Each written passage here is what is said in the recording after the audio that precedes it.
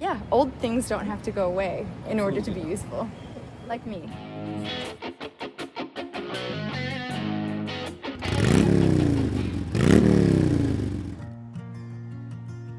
This is Atlanta's Edgewood Avenue, where nearly 100-year-old powerhouse is waiting for its last breath.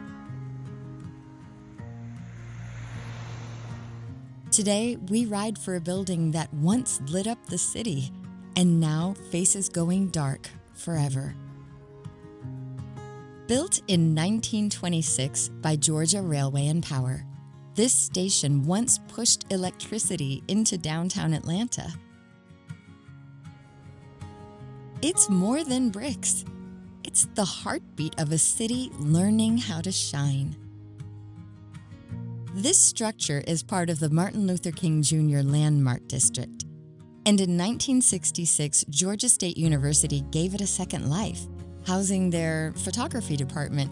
And I can imagine the thousands of students who walked through here making art where electricity once pulsed.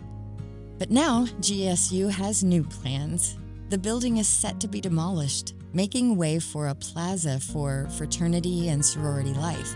They promise to save the bricks and maybe even make a mural, but preservationists call it short-sighted and that it's an avoidable loss. And one even said, you don't honor history by destroying it.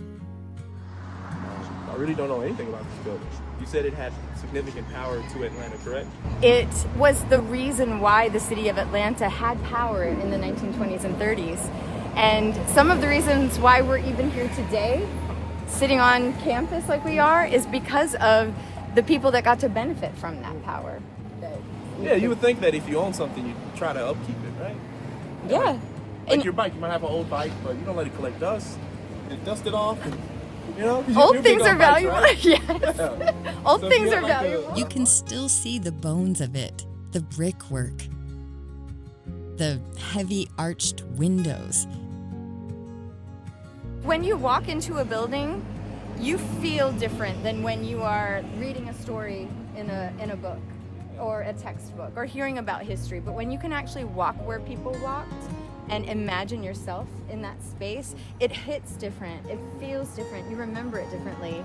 And the impact is not something you can replicate just in your mind, you know? I always say that places like this whisper thank you when we listen.